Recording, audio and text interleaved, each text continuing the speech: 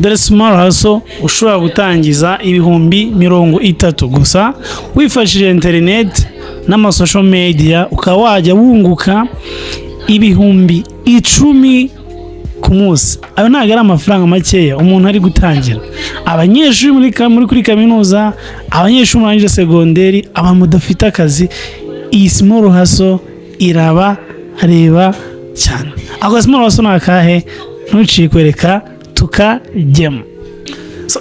Tugiye gutangira siri izuya tuvuga ku small hustle, twatuntu duto nyine ushobora kubonamo ukoreramo amafaranga. Ikintu tugomba kubabwira ubu ngubu abantu murangije segonderi, bantu muri kuri kaminuza, bantu mutafite akazi. Iyo turi kwiga ku ishuri batubwira ko nye tuzava mu mashuri aida tukihangira akazi k'ibi company binini cyane, cyangwa tukabona akazi ko muri office nyine kaka ni kadanje, tukajya twamara ama costume kadanje. Ariko simvuze ko ibyo bintu mwiga mu ishuri batari byo, ariko ikibazo hano hanze bigenda bihindagurika cyane. So ugasanga ibintu twiga mu ishuri ntago biri kwita ko bi reflecting immediately no mu buzima busanzwe. Bizagorana cyane nko ku ishuri bakwigisha uburyo ushobora kuza hanze ukabyaza umusaruro social media, kubera ko nyine iyo muri curriculum kugira ngo bizajyemo bizagorana cyane. Ikindi cya kabiri, nabo bantu babigisha nabo ubwabo baba struggling n'uwo mushahara w'ukwezi. Ibyiza rero bari ukuzukiga kuri telekigira ku bantu nyine babikora buri munsi cyane. Niyo mpamvu buri munsi nzayambaga small hustle kukuntu wabyaza umusaruro internet udasabye igishoro kinini cyane, ho ngo uzajya wirirwa uscrollinga social media. Gusuga ntago ari bibi, nenda scrollinga, ariko nibuze igiriye kirunaka nawe abantu bajye bascrollinga ibintu byawe, n'abantu bajye bascrollinga babone ibintu ukora, utangira ukoresha ubyaza umusaruro abantu, ubyaza umusaruro internet kuko nawe nyine bakubyazaho umusaruro. Kuri ako n'ubwo scrollinga ukora umucuruzi imyenda, ukajya uri guscrollinga ukabona umuntu ari kuvuga amakuru, kuri uri guscrollinga ukabona umuntu akari gucuruza, harimo nyine aragucuruzaho. Nawe niba ufite umwanya ukaba nta kazi ufite, nawe utangira uburyo watangira kugira kubyaza umusaruro internet. So agasimo razo ka mbere, small hustle ya mbere niye. Ejo bundi ndi muri office, umwana w'umukobwa anzanira imbuto zari mu plastic, tugize zigurishaga 1000 pe. Hari hakatiyemo inanasi, hakatiyemo harimo imineke, harimo marakuja, sinzi uburyo babyita, nanjye kubyita ibipira, iwacu rusi tubyita ibipira. Harimo nyine imbuto nyine z'ubwoko butandukanye 1000 du plastique, nukudukoresha banyuka tumusubiza akagena kunya kudukoresha. So agarutse nagize amatsiko yo kumubaza, ese ugira social media? Arambwira ati wapi, ati nyine ngenza door to door. Ndabati uhinduye ugahinduka vana kuzajya kuri door to door, ibintu byawe za mbuto zawe ukazifunga neza, warangiza ugashyira kuri social media, ugashyira kuri TikTok, ugashyira kuri Facebook, ugashyira kuri Instagram, ugashyira mu WhatsApp group, ugashyira kuri status zawe, ushobora kubona abakiriye benshi cyane.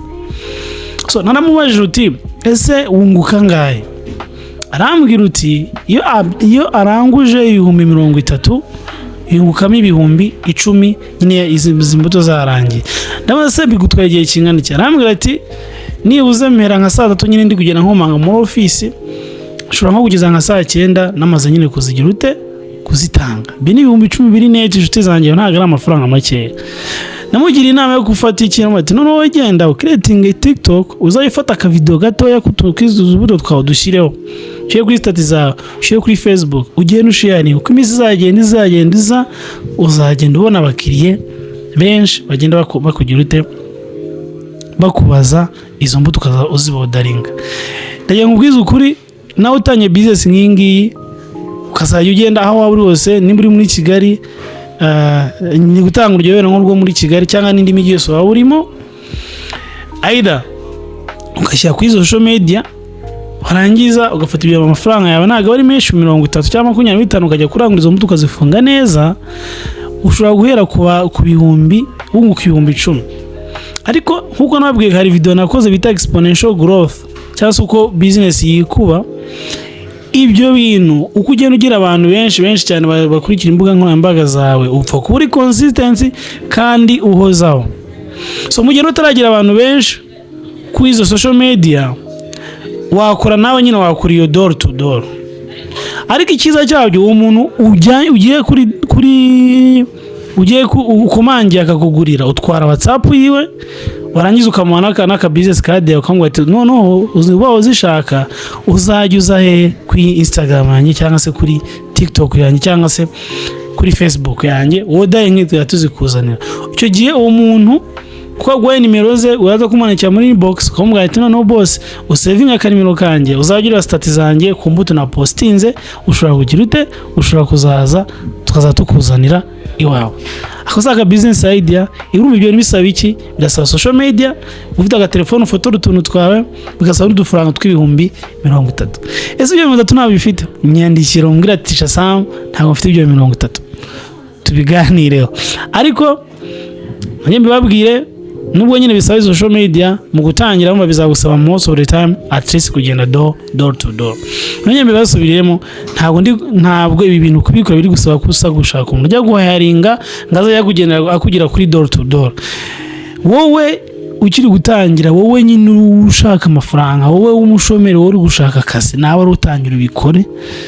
Wishaka umuntu ujya guhayaringa ngaza kugira door to door. Ibyo ntabwo ari ibintu by'abantrepreneur. Abantrepreneur batangira ibintu babyikorera. Niba utiteguye ibintu kubyikorera ntabwo uri umu entrepreneur.